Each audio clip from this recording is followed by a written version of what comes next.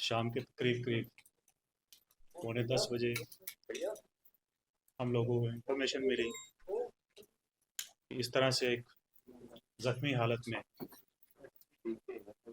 एक आदमी जो है चट्ठा एरिया में, जहाँ पे यूनिवर्सिटी है हमारी सुभाष यूनिवर्सिटी, उसकी पुली के पास जो है बलोल नाले के ब्रिज के ऊपर जो है कोई व्यक्ति जो है वो इंजर्ड हालत में पड़ा है। तो वहाँ फौरन से पुलिस, हमारे अफसर पहुँच के, और जब जांच पड़ताल करा तो वो आदमी काफ़ी सीरियस था और उसको हॉस्पिटल ले गए, जहाँ पे डॉक्टर्स ने उसको डेड डिक्लेयर किया। उसकी अवस्था देखते हुए, उसकी हालत देखते हुए ऐसा लग रहा था कि उसको किसी ने तेज धारदार हथियार से मारा है, जिसकी वजह से उसकी डेथ हुई। इसमें हमने फौरन से एफआईआर रजिस्टर करके इन्वेस्टिगेशन अमल में लाई और एक सिट भी हमने इसमें बना ली, जिसकी क़यादत जो है एसडीपीओ गांधीनगर कर। इस सिट के मेंबरान एसएचओ सतवारी, चौकी अफसर चट्ठा और इनके साथ जो दीगर ऑफिसर्स हैं,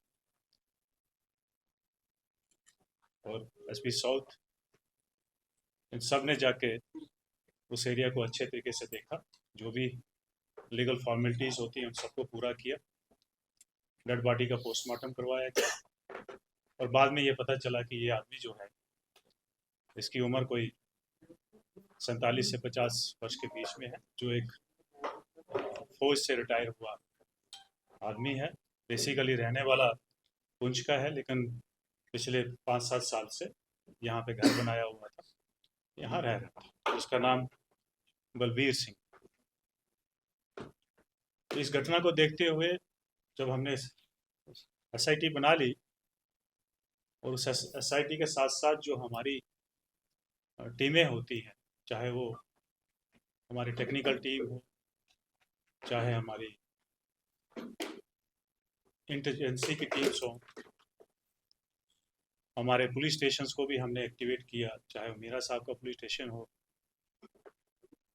या हमारे आसपास के ऑफिसर्स, चाहे वो चौकी ऑफिसर्स हैं, सबको हमने अलर्ट किया और अपने जो हमारे सोर्सेस हैं उनको भी अलर्ट किया। दौरान तफ्तीश आसपास के सीसीटीवी की फुटेजेस को खंगाला गया, जिसमें कुछ हल्के हल्के हमें इम्प्रिंट्स जो है मिलना शुरू हुए। उसकी बेस पे, अपने सोर्सेस के इनपुट्स की बेस पे और अपनी इन्वेस्टिगेशन की जो कार्रवाई है उसके बेस पे हमारे ऑफिसर्स ने बहुत मेहनत करके, दिन रात एक करके इस केस को जो है वो क्रैक किया है। उसमें हम लोगों ने, पुलिस ने 2 लोगों को अरेस्ट किया है, जिसमें मोस्ट प्रोबेबली एक जो है प्लानर है और दूसरा एग्जीक्यूट करने वाला। तो अभी हमारी तफ्तीश इसमें जारी है। मोटे मोटे तौर पे ये है कि एक फैमिली डिस्प्यूट जो है वो सामने आ रहा है, डिस्टर्ब लाइफ जो है वो सामने आ रही है, जिसके चलते जो है ये सारी घटना हुई है। अभी तफ्तीश जो है वो रवां है। जैसे जैसे और कुछ हमारे पास चीज़ें आती जाएंगी, पता चलता जाएगा, तो आप लोगों को ब्रीफ किया जाएगा। सर एक्यूज के साथ, विक्टिम के साथ क्या रिलेशन है? एक्यूज का रिलेशन सामने आ रहा है जी, क्या पता? जैसे कि मैंने आपको कहा कि फैमिली डिस्प्यूट है। जो अक्यूज़ है, जो मेन अक्यूज़ है, वो ब्रदर इन लॉ है डिसीज का, जिसका नाम धर्मिंदर सिंह है, और को जो को अक्यूज है उसका नाम जो है रविंदर सिंह अलियास फतेह। इसमें अभी तक की इन्वेस्टिगेशन में ये भी पता चला है कि खासकर धर्मिंदर का जो है कोई क्रिमिनल रिकॉर्ड नहीं है। अलबत्ता जो रविंदर है उसका एक चोरी का पर्चा लगा हुआ 2024 में। इसके अलावा इनका फिलहाल कोई क्रिमिनल रिकॉर्ड नहीं। सर ये प्लानिंग की गई थी और किस तरह से की गई थी, कहाँ पे की गई थी? देखिए, इस तफ्तीश में ये पता चला हमें कि अभी मोटे तौर पे ही बता रहा हूँ मैं कि कम से कम भी 1-1.5 महीना पहले से प्लानिंग चल रही थी, क्योंकि जो डिसीज़ है उसको शराब पीने की आदत थी, थोड़ा झगड़ा झुगड़ा करने की भी आदत थी। तो वो चीज़ें जो मुझे लगता है कि काफ़ी आगे निकल चुकी थी, जिसकी वजह से जो अक्यूज़ है उन लोगों ने प्लान किया कि इस आदमी को रास्ते से हटाया जाए। सर डिसीज की वाइफ का भी इन्वॉल्वमेंट आ रही है सामने? देखिए, अभी तक तो जो हमारी इन्वेस्टिगेशन, इसमें मैं कुछ नहीं कह सकता, क्योंकि अभी बिल्कुल शुरुआती मरहले में है।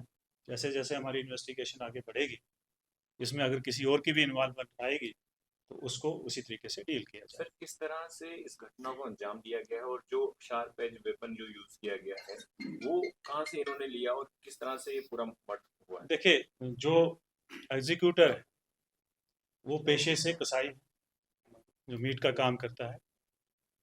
वो जो मीट काटने वाला चाकू कह लीजिए या जो हथियार है, उसी हथियार से, जो अभी तक पुलिस ने बताया कि उसी हथियार से ये घटना को अंजाम दिया है।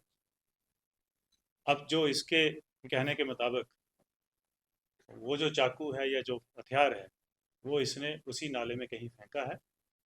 तो हमारी तफ्तीश इसके ऊपर जारी है, हम लोग उसको ढूंढ रहे हैं। मुझे लगता है कल तक या 1-2 दिन में जब होगा तो बरामद हो जाएगा। मोटरसाइकिल को रिकवर किया गया, इसमें मोटरसाइकिल भी थी। देखिए, इसमें क्या है कि ये दोनों जो है इसका पीछा करते हैं, मीरा साहब, क्योंकि ये जो डिसीज है ये शाम को मीरा साहब बाज़ार में गया था।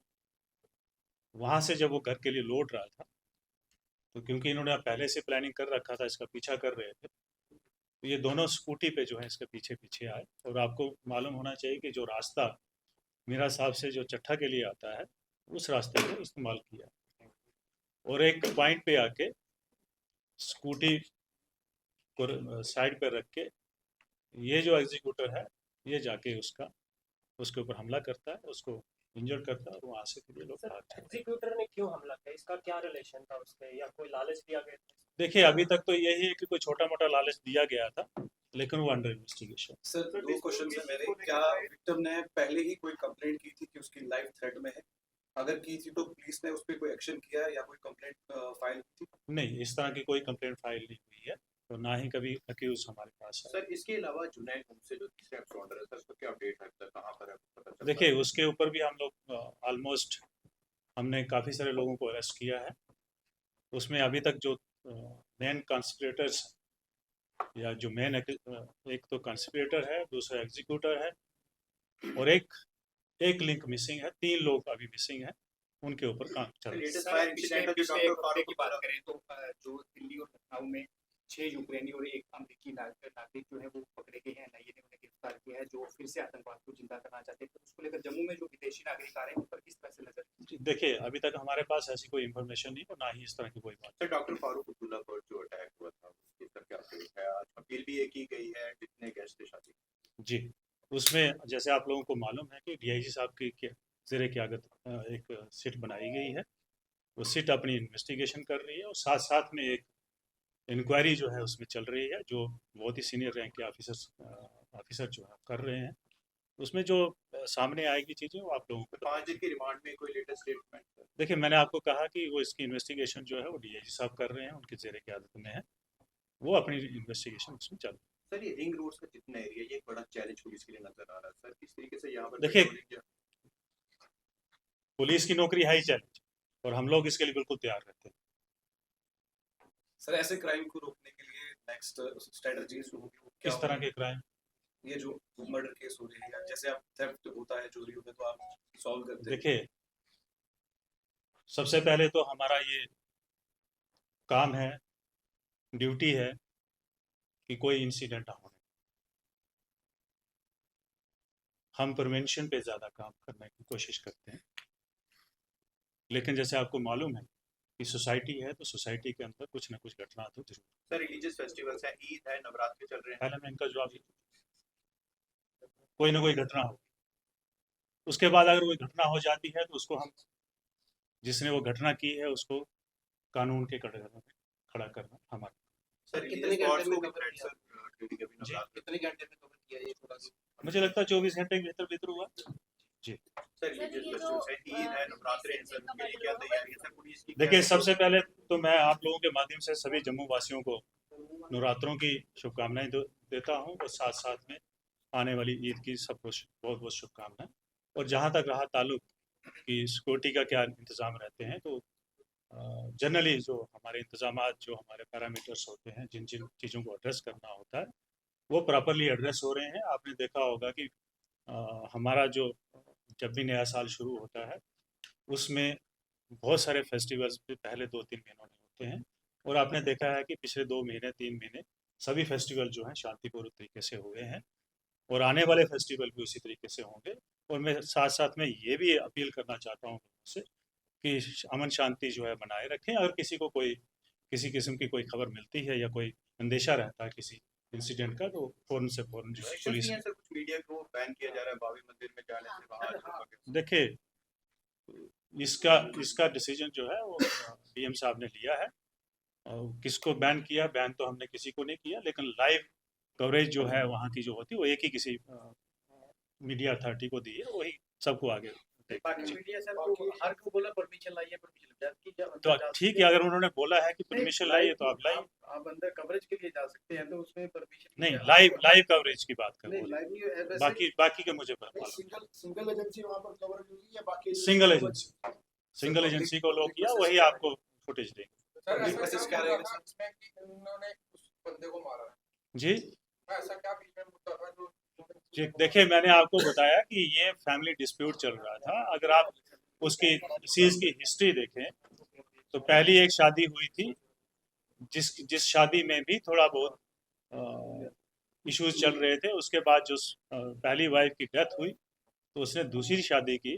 पहली शादी से जो है एक बेटी है, और दूसरी शादी 2012 में की, लेकिन 1 साल के अंदर अंदर जो है मियाँ बीवी में खटपट चलना शुरू हो गई। और जिसकी वजह जो आज बता रहे हैं कि वो आदमी की नेचर थी, या उसका शराब पीना, या लड़ाई झगड़े वाली नेचर थी। सर, जब उनका तो मर्डर हुआ तब भी उन्होंने ड्रिंक किया था, क्योंकि ये जो प्लान किया गया क्या सिर्फ इन दोनों देखिए, ये वो डॉक्टर बताएंगे, जब हमारे पास पोस्टमार्टम रिपोर्ट आएगी तो डॉक्टर बताएंगे। अभी तक इसमें कोई और भी शामिल है? अर्निया का जो केस है जो है देखिए, अर्निया का जो केस है, अर्निया का केस जो है उसमें रामगढ़ पुलिस स्टेशन में इंक्वेस्ट चल रहा है, वो प्रॉपर तरीके से चल रहा है। वो लोग उस चीज़ को अच्छे तरीके से इन्वेस्टिगेशन कर रहे हैं। जी, तो ये रामगढ़ ये सांबा पुलिस बता सकेगी। सर लास्ट क्वेश्चन की पब्लिक के लिए कोई मैसेज रहेगा आपकी तरफ से? देखिए, पब्लिक के लिए यही मैसेज है कि जम्मू पुलिस जो है वो आपकी सेवा में 24 घंटे है। जो हमारी ड्यूटी है कि आपकी जानो माल की हिफाजत करना और आपकी डिग्निटी की हिफाजत करना, वो हमारा काम है, और उसको जम्मू पुलिस जो है बखूबी निभा रही है। Thank you. आपने कहा कि एजेंसी जो है वहाँ पे कवरेज करेगी मंदिर में, बाबे वाली माता के मंदिर। देखिए, इसके ऊपर मैं ज़्यादा नहीं बोल पाऊँगा क्योंकि मेरा इशू नहीं। Thank you.